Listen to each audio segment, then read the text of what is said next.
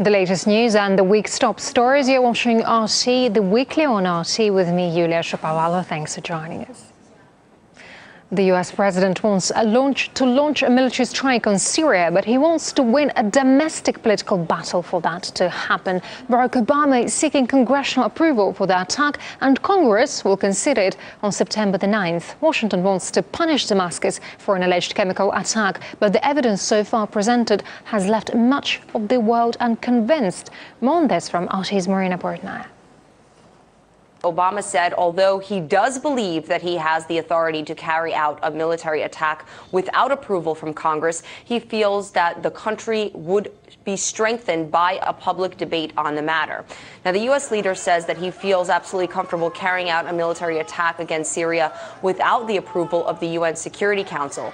According to international law, any military strike taken needs approval from the Security Council and a resolution to be adopted. But U.S. officials believe that any security draft resolution allowing for the use of force against Syria would be vetoed by Russia and or China. Now, Obama says Washington's planned military strike against Damascus is not time sensitive, meaning it could happen 1 week from now or 1 month from now. But ultimately, the U.S. president says that the Syrian government of Bashar al-Assad will pay consequences for allegedly using chemical weapons. Now, after careful deliberation, I have decided that the United States should take military action against Syrian regime targets. This would not be an open-ended intervention. We would not put boots on the ground.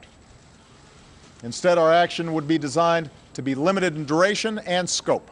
The White House released assessment of this use of chemical weapons on August 21st, and a countless amount of experts were not convinced by the intelligence that's been presented.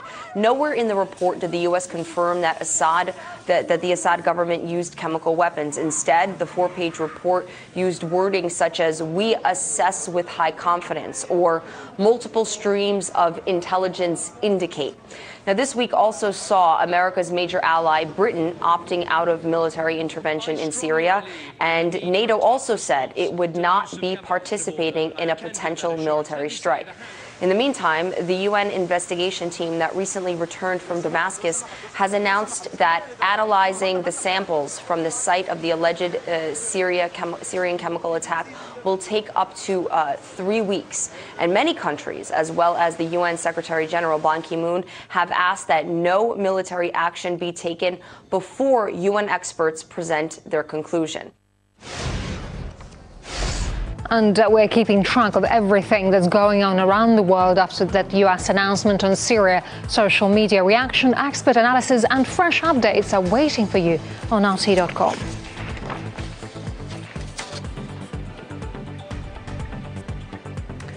Obama wanted to strike Syria without consulting Congress at first, but changed his mind at the last minute. That decision is in line with public opinion. The poll showed that 80% of Americans believe the president should get the stamp of approval before military action. But the majority of people in the U.S. still don't want their country attacking Syria. While more than 20% are actually in favor of military action, over half of those who participated in a Reuters poll are against it. And even if Assad is implicated in using chemical weapons, only 30% want the U.S. to then attack Syria. France and Turkey are the only ones who are backing Washington on this. The British Parliament said no, and most of Syria's neighbours declined to provide support. Geopolitical analyst Patrick Henningson says chemical weapons use is just an excuse for the West to topple Assad, which has been their goal all along. The big elephant in the room, which none of the political classes, neither in Britain, France, or the United States, want to mention, is the 40,000 foreign jihadist fighters that have been imported into the country that have had the political backing, essentially, of the U.S. and the U.K. So if they're not going to address this problem, it's not going to go away. Obviously, those who are looking at this story for a few years now know that the stated policy from America and the U.K. is regime change. And only recently have we seen this talk of chemical weapons, despite the fact they've built a whole backstory for it. Politically, Obama right now is fully exposed. So it all depends on the majority GOP in Congress, whether they might seize this opportunity, as Labor did, to regain some political capital that's been lost over the years. But certainly led by John McCain and Lindsey Graham, there is a Republican campaign for intervention in Syria that has been going on for quite a few years now. So it's very difficult to say. I would say that it all depends on what happens over the next 9 days. A lot could happen domestically and internationally. And despite the fact it will be more than a week until the US Congress sits to make a decision on intervention in Syria, America's military in the region is already waiting for the green light to strike. Its naval forces in the Mediterranean have been boosted to 5 destroyers and an amphibious assault ship with hundreds of Marines on board. Officials stress the troops are not part of any military planning and just a precaution. The destroyers pack some serious firepower. Each of them carries up to 90 Tomahawk cruise missiles. They can strike Syria from a safe distance while dealing massive damage to the country. Syrian authorities say the army is mobilized for intervention. RT's Maria Finoshna is gauging the mood in Damascus for us. I followed Obama's message from the White House. I was that evening with Syrians, and I had a very good opportunity, a chance to see their vivid reaction to it, to read their faces and to see all the developments of their emotions and feelings. And I have to say that if at the beginning of Obama's speech people were nervous and were tense and of course were frightened, obviously, what I saw at the end of the message from America was a relief, what I saw in people's eyes, because the president said that the U.S. should take a military response to chemical weapons use in Syria, and that could happen tomorrow, next week or next month. He'll seek a Congress approval for attack in Syria, and that meant a delay for everybody here, and many here took it as an exit strategy. They say Congress is unlikely to approve military action against Syria.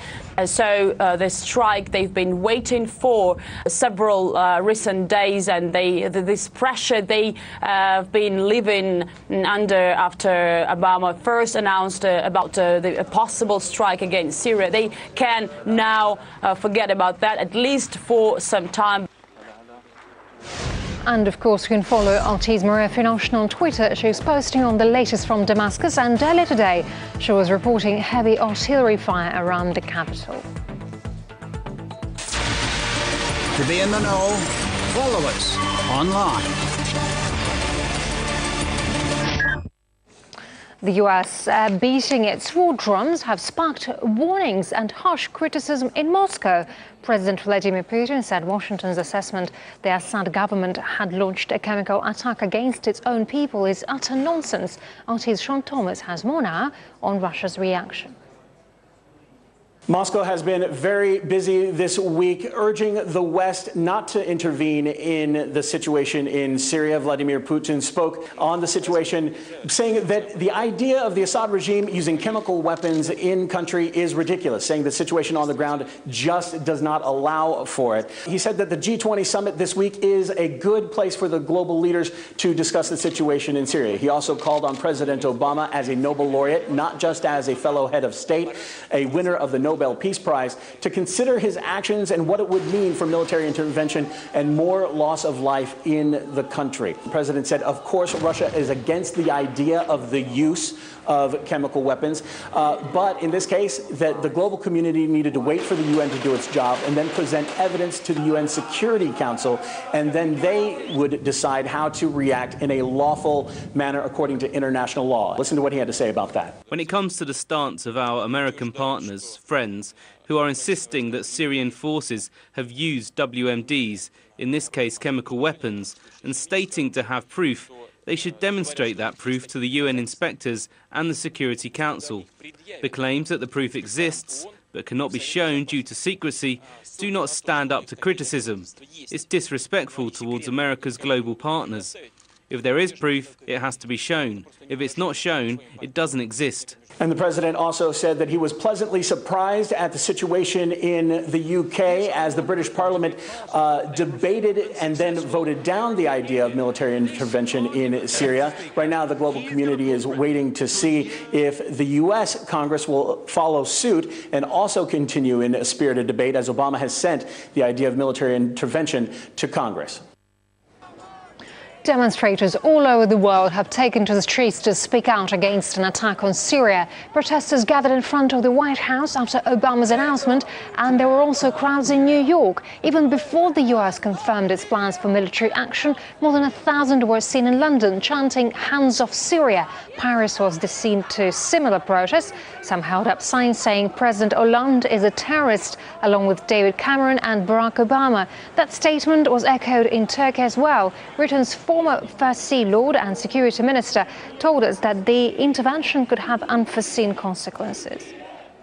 The danger with saying we're going to use a limited surgical strike is, all my experience of wars, and I've been in them, and in the lead up to them, and I've been running them and things, is to find that you have a law of unintended consequences. You think you're just going to do one little thing, but actually things then happen and it expands. We need to be very clear, what is it we actually want to achieve? What is the end state we want? We need to have in place mechanisms militarily to ensure that things don't go beyond a certain degree. But I'm not at all convinced that an attack would actually help the condition of the people within Syria. We've seen what happened in Iraq. We've seen what's happened in Afghanistan. I have no doubt that the al-Qaeda group, and they're a very large group, I'm afraid, in the opposition, funded by people who haven't thought through what this really means, would be delighted if America and Britain and Turkey and France attacked Assad. They would be delighted by it. But that doesn't mean they like us, and they want to actually, they oppose us and would like to do us harm. But in a temporary basis, that would suit them. So we need to be very, very careful how we actually act. Radiation levels at Japan's devastated nuclear plant of Fukushima have increased by 18 times. We'll bring you the details on this shortly after a very short break.